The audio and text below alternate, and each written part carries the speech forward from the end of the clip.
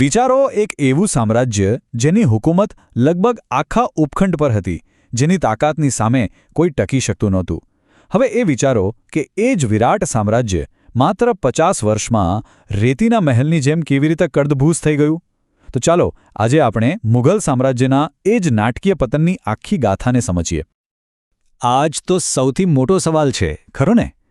200 વર્ષની મહેનતથી બનેલું એક આખા ઉપખંડ પર ફેલાયેલું સામ્રાજ્ય માત્ર 50 વર્ષમાં કેવી રીતે પડી ભાંગે? ચાલો આ મહાન વિઘટનના મૂળ સુધી જઈએ અને એના કારણોને શોધીએ. જુઓ, કોઈપણ મોટા પતનની શરૂઆત છે ને એ એક નાનકડી તિરાડથી જ થતી હોય છે. મુઘલ સામ્રાજ્ય માટે આ તિરાડ પડી 1707માં.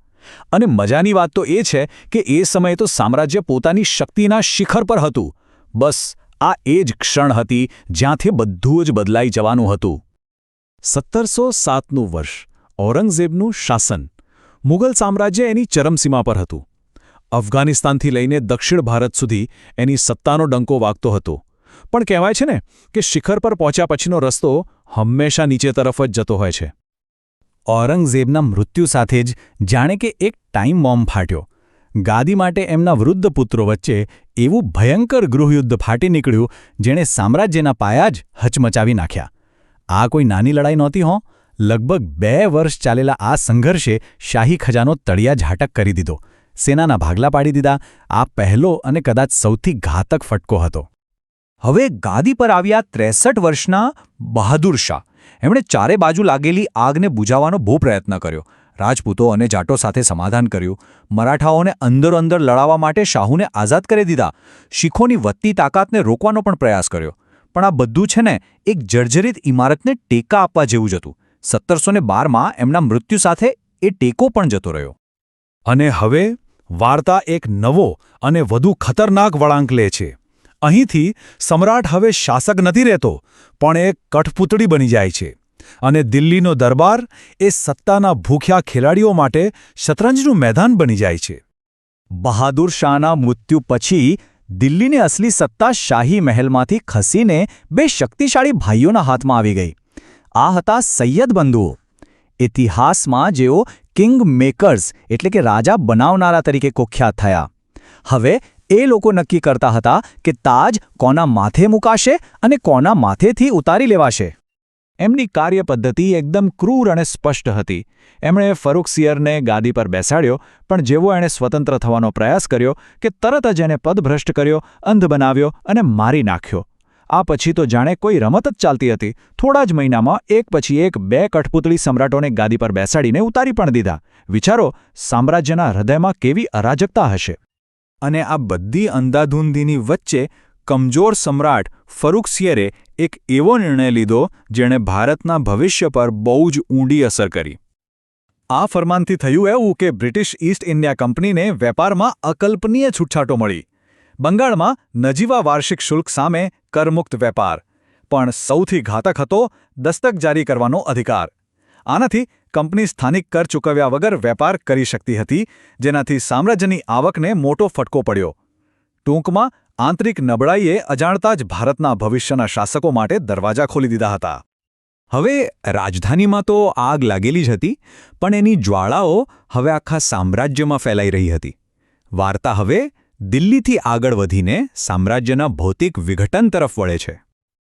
આ સમયગાળામાં દિલ્હીની ગાદી પર હતા મુહમ્મદ શાહ. એમના ઉપનામ રંગીલા પરથી જ ઘણું બધું સમજાઈ જાય છે. શાસન ચલાવવાને બદલે તેઓ કળા, સંગીત અને ભોગવિલાસમાં જ ડૂબેલા રહેતા. અને એમના આ લાંબા પણ એકદમ બિનઅસરકારક શાસનમાં જ સામ્રાજ્યના સાચા અર્થમાં ટુકડે-ટુકડા થઈ ગયા. જો કે સામ્રાજ્યને બચાવવાનો એક છેલ્લો પ્રામાણિક પ્રયાસ થયો હતો. ઔરંગઝેબના એક જૂના અને અનુભવી સેનાપતિ નિઝામુલ મુલ્કને વહીવટ સુધારવા માટે દિલ્હી બોલાવાયા. એમણે ભ્રષ્ટાચાર પર લગામ કસવાનો પ્રયત્ન કર્યો, પણ ભ્રષ્ટાચારમાં ડૂબેલા દરબારને આ સુધારો ક્યાંથી મંજૂર હોય? એ લોકોએ નિઝામ વિરુદ્ધ ષડયંત્ર રચ્યું, સમ્રાટ રંગીલાના કાન ભંભેર્યા અને અંતે સામ્રાજ્યની છેલ્લી આશાને પણ દિલ્હીથી દૂર ધકેલી દીધી. આ એક નિર્ણાયક ક્ષણ હતી. અપમાનિત થયેલા નિઝામ ઉલ મુલ્કે એવું પગલું ભર્યું જેણે સામ્રાજ્યના વિઘટન પર છેલ્લી મોહર મારી દીધી. એમણે સમ્રાટના આદેશની ખુલ્લેઆમ અવગણના કરી, દખ્ખણ ગયા અને પોતાનું સ્વતંત્ર હૈદરાબાદ રાજ્ય સ્થાપ્યું. આ માત્ર બળવો નહોતો, આ એક ઘોષણા હતી કે મુઘલ સમ્રાટની સત્તા હવે શૂન્ય છે. બસ પછી તો જાણે કે બંધ જ તૂટી ગયો. નિઝામના પગલે સામ્રાજ્ય તૂટવાની જાણે હરીફાઈ શરૂ થઈ ગઈ. હૈદરાબાદ, બંગાળ, અવધ એક પછી એક પ્રાંતના શક્તિશાળી ગવર્નરોએ દિલ્હીનું નિયંત્રણ ફગાવી દીધું. બીજી તરફ મરાઠાઓ એક નવી મહાશક્તિ તરીકે ઉભરી રહ્યા હતા. એક સમયે જે અખંડ સામ્રાજ્ય હતું એ હવે નકશા પર માત્ર ટુકડાઓમાં વહેંચાયેલું દેખાતું હતું. જે ઘર અંદરથી તૂટી ગયું હોય એના પર બહારના હુમલા તો થવાના જ. હવે નબળા અને વિભાજિત થઈ ગયેલા સામ્રાજ્ય પર વિદેશી આક્રમણનો ખતરો મંડરાઈ રહ્યો હતો. માત્ર 3 કલાક. હા, તમે બરાબર સાંભળ્યું. 1739માં કરનાલના યુદ્ધમાં પર્શિયાના શાસક નાદિર શાહની સેનાએ એક સમયે અજેય ગણાતી મુગલ સેનાને માત્ર 3 કલાકમાં ધૂળ ચાટતી કરી દીધી. આ આંકડો જ મુગલ સામ્રાજ્યના પતનની આખી કહાની કહી દેશે. નાદિર શાહનું આક્રમણ માત્ર એક લશ્કરી હાર નહોતી, એ સામ્રાજ્યની આત્મા પર થયેલો પ્રહાર હતો. દિલ્હીને બેરહેમીથી લૂંટવામાં આવ્યું. શાહી ખજાનો, અમૂલ્ય મયુર સિંહાસન બધું જ લૂંટાઈ ગયું. પણ આ ભૌતિક વસ્તુઓ કરતાં પણ મોટી લૂંટ હતી સામ્રાજ્યની ઇજ્જતની, એની અજેયતાની. આ હુમલાએ દુનિયાને બતાવી દીધું કે મુગલ સિંહાસન હવે ખાલી છે. હવે જે બચ્યું હતું એ સામ્રાજ્ય નહોતું, માત્ર એનો પડછાયો હતો. આ અંતિમ વિભાગ એક એવા સામ્રાજ્યના છેલ્લા શ્વાસનું વર્ણન કરે છે જે હવે સાવ ખોખલું થઈ ગયું હતું. નાદિર શાહના ગયા પછી પણ મુસીબતોનો અંત ન આવ્યો. અફઘાન શાસક અહમદ શાહ અબ્દાલીએ વારંવાર હુમલા કરીને દિલ્હીને રગદોડ્યું. હવે એ વાત એકદમ સ્પષ્ટ થઈ ગઈ હતી કે મુઘલ સમ્રાટ પોતાની રાજધાનીને પણ બચાવી શકે એમ નથી. અને પછી આવ્યું અંતિમ અપમાન. હવે તો હાલત એટલી ખરાબ થઈ ગઈ હતી કે સમ્રાટો દુશ્મનોથી નહીં પણ પોતાના જ ઉમરાવના હાથે માર્યા જતા હતા. એક સમ્રાટને અંધ બનાવી દેવાયો, બીજાની હત્યા કરી દેવાઈ. આ ઘટનાઓએ સાબિત કરી દીધું કે સમ્રાટનું પદ હવે માત્ર એક મજાક બનીને રહી ગયું હતું. આમ 50 વર્ષ પહેલાં જે મહાસાગર જેવું સામ્રાજ્ય હતું એ હવે માત્ર દિલ્હી પાસેના એક ખાબોચિયા જેટલું રહી ગયું હતું.